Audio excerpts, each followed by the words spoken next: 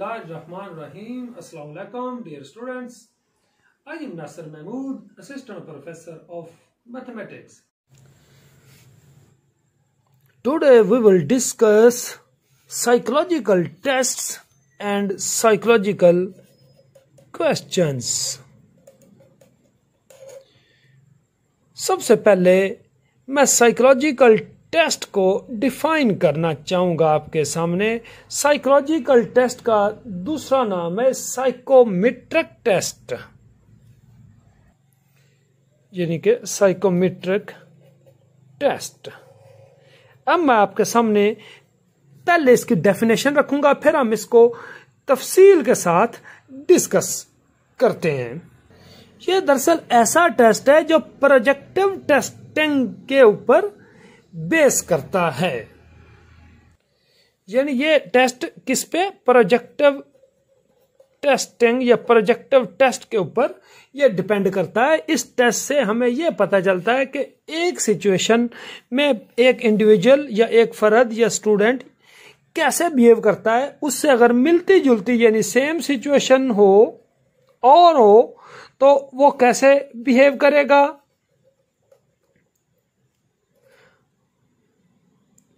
अगर उससे different situation हो फिर कैसे बिहेव करेगा,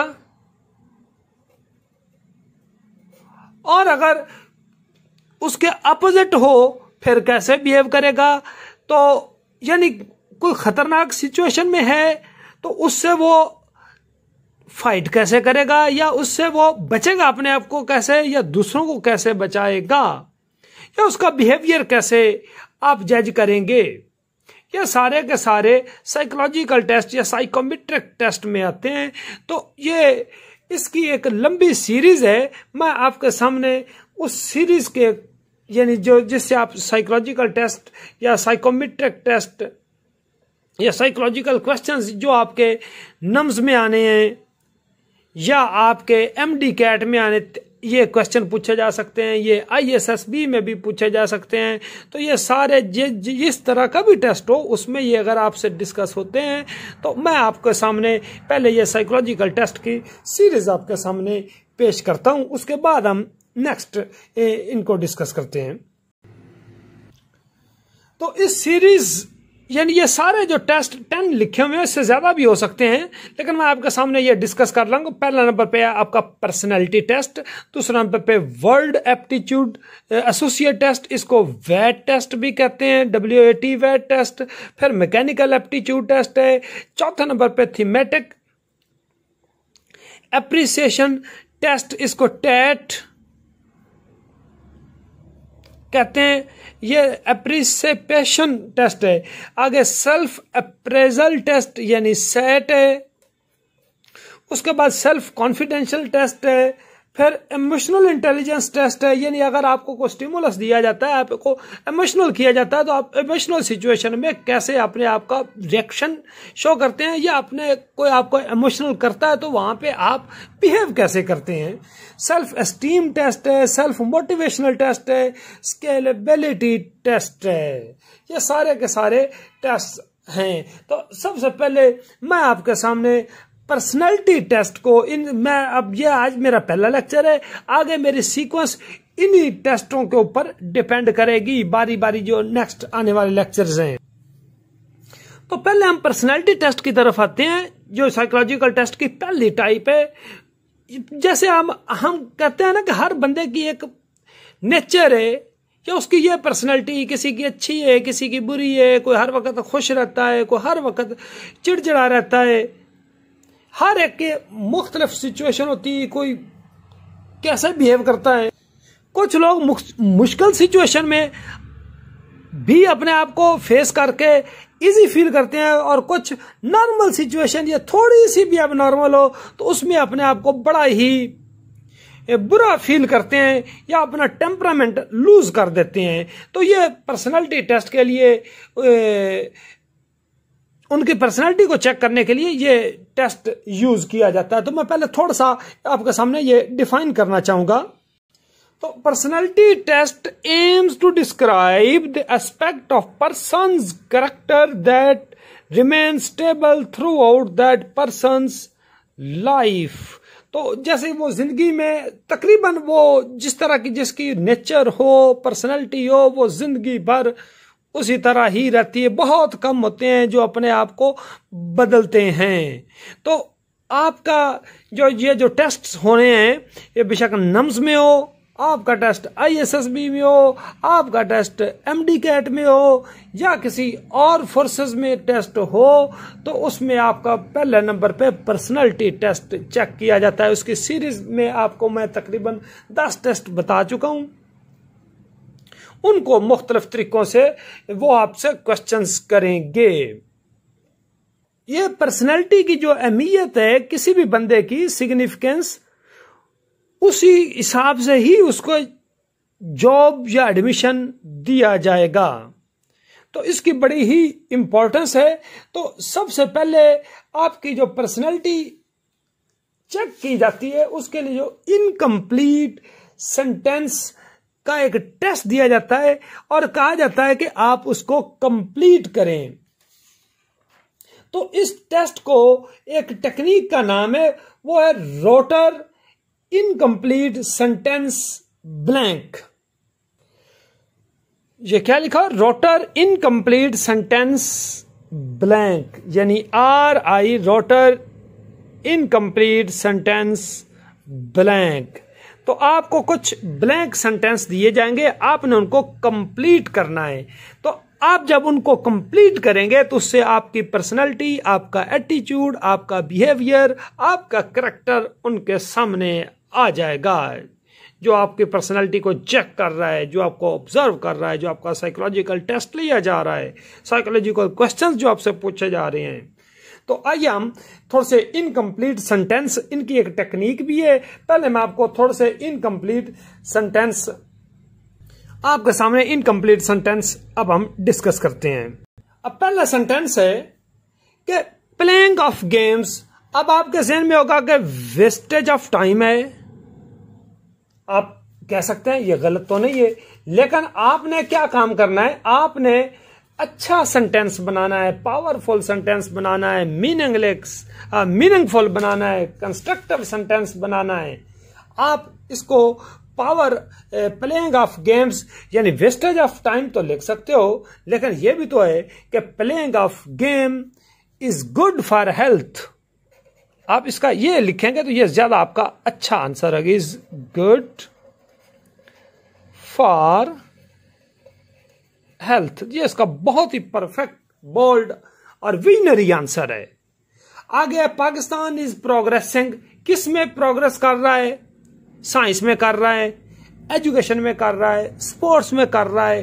अब किसको डिस्कस करें, किसको ना डिस्कस करें, लेकिन हम एक इसका नेचुरल वे में कि आप ये कह सकते हैं कि Pakistan is progressing day and night. तो ये इसका बड़ा मुख्तसर और जम्मे आंसर होगा, डे एंड नाइट। नेक्स्ट है सक्सेस डिपेंड्स ऑन लक, यानी कामयाबी लक पे डिपेंड करती है। ये कोई अच्छा आंसर नहीं है। आप कामयाबी का अच्छा आंसर के हार्ड वर्क पे डिपेंड करती है या अच्छे एटीट्यूड पे डिपेंड करती है। तो मैं डिपेंड्स ऑन गुड एटीट्यूड या हार्ड वर्क भी आप लिख सकते हो।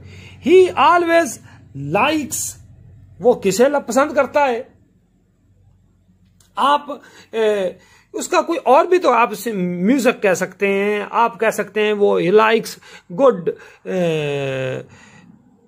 मील, फ्रोजन आइटम्स, बेवरेजेस, लेकिन इनकी बजाय को पॉजिटिव अच्छा हो आप लेना, he always likes horse riding कहते हैं।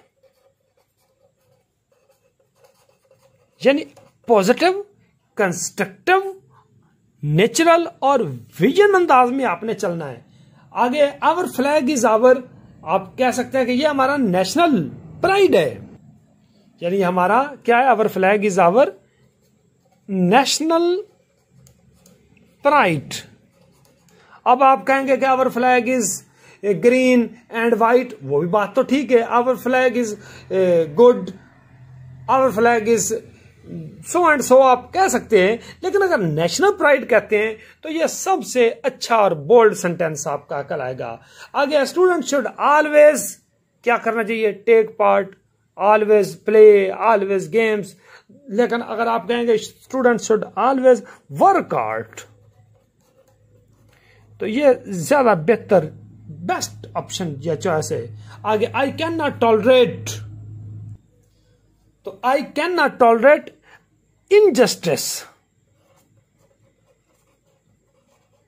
यानी मैं नाइंसाफी पे टॉलरेट नहीं कर सकता, बाकी सारी चीजों पे टॉलरेट हम कर सकते हैं। तो ये इस तरह, ये मैंने आपके सामने नमूने के तौर पे कुछ क्वेश्चंस पेश किए हैं। आपने कोई भी आपको क्वेश्चन आए तो आपने इस तरह उनको करना है। अब मैं आपको कुछ इंस्ट्रक्शंस देता हूं कि आपने किन इंस्ट्रक्शन को ज़हन में रखते हुए ये कंप्लीट सेंटेंस करने हैं। सबसे पहले आपने क्या करना है, make bold sentence, positive constructive sentence. दूसरा नंबर पे क्या करना है, discuss constructive and positive aspect.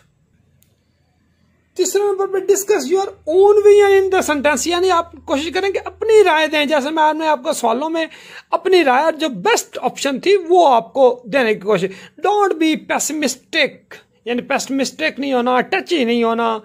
छठा number, be confident in your abilities, यानी जो कुछ आपके अंदर है उसके ऊपर आपने पूरा एतमाद करना और आपने यही समझना कि मैंने I will win, I will achieve my target. अगर आप अपना आप में कॉन्फिडेंस नहीं रखेंगे तो आप अपने टारगेट कभी भी नहीं अचीव कर सकेंगे, कभी भी अच्छा स्कोर नहीं लेंगे। आगे डोंट वेस्ट योर टाइम, कि अगर आपको कोई सेंटेंस नहीं आ रहा तो आप उसको छोड़ दें, आप अगले पे चले जाएं। ये ना हो कि जो नहीं आ रहा आप उसी के ऊपर ही अड़े रहें, कि तो जब आप एक के ऊपर अड़ जाएंगे आपका टाइम भी जाया होगा। वहां पे तो आपको 50 क्वेश्चन देंगे, वो 15 से 20 मिनट बाद 12 मिनट का आपको टाइम दिया जाता है, तो उसके अंदर अंदर आपने करने हैं। तो 12 मिनट में 50 के 50 तो पूरे कभी भी नहीं होते, शायद ही, बल्कि बहुत नामुमकिन सी बात है कि ये पूरे आप कोई भी नहीं कर सकता। 35-40 या 45-45 तक कर लेते हो, 40 से 45, तो ये आपका बहुत ही अच्छा स्कोर होगा। तो यदि आप उसको छोड़ दें, आप आगे चले जाएं, फिर अगर आपको याद आ जाए तो फिर आप पिछले वापस आके उसको दोबारा कंप्लीट कर दें, वरना ऐसे ही जाएं। आगे है स्पेलिंग की मिस्टेक नहीं करनी, ग्रामर की मिस्टेक नहीं करनी। बी नेचुरल एंड न्यूट्रल, अपना नेचुरल वे में आपने अंदाज देना है। अब न्यूट्रल का क्या मतलब है, न्यूट्रल ये है कि अगर आपका कोई पॉलिटिकल क्वेश्चन आ गया है तो आपने अपनी पॉलिटिकल विल किसी पार्टी के साथ नहीं देनी। अगर कोई सेक्टेरियनिज्म यानी मजहबी तफरकाबाजी का कोई क्वेश्चन आ गया तो आपने फिरकावारियत की तरफ नहीं जाना, आपने सीधा सीधा जो आपका मजहब इस्लाम कहता है उसका मुताबिक आंसर देना। अगर आपका कोई और मजहब है तो आपने उसके मुताबिक जवाब देंगे, लेकिन फिर शिद्दत और एक्सट्रीमिज्म की तरफ आप नहीं जाएंगे। नेक्स्ट है डोंट लूज योर टेम्परामेंट। अगर आप टेम्परामेंट लूज कर देते हैं तो उससे क्या होगा कि आपका क्वेश्चन ये भी खराब होगा और जो आने वाले आपने टेस्ट में अगले क्वेश्चन देने हैं वो भी फिर आपके खराब हो जाएंगे, या तो आएंगे नहीं, अगर आएंगे तो भूलते जाएंगे। हेजिटेशन नहीं करनी, ये इन चीजों पे आप अमल करेंगे, आपका पर्सनालिटी टेस्ट भी अच्छा होगा, सेंटेंस की जो कंप्लीशन है वो भी अच्छी होगी और आपको कामयाबी मिलेगी। अच्छा, मैं आखिर में आपको एक ये नुस्खा बता दूं कि कामयाबी है क्या, यानी सक्सेस। ये पता क्या है, ये है knowledge plus skill multiplied by attitude. इसके ऊपर मैंने एक पूरी वीडियो बनाई हुई है, उस वीडियो का नाम है सक्सेस मिस्ट्री।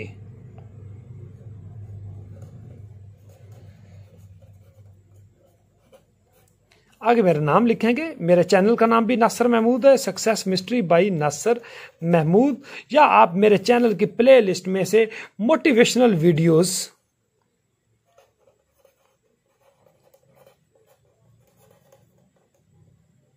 या जनरल एजुकेशन की वीडियोस में से सक्सेस मिस्ट्री के नाम से आपको या बेस्ट डेफिनेशन ऑफ सक्सेस के नाम से आगे मेरा नाम लिखेंगे तो आपको ये वीडियो मिलेगी। उसमें से और भी इम्तिहानी कामयाबी के बारे में हैं। अच्छा, अगर आपको ये मेरी आज का वीडियो लेक्चर पसंद आया है तो काइंडली सब्सक्राइब भी कर लें और अपने दोस्तों तक ये वीडियो लिंक शेयर भी कर दें।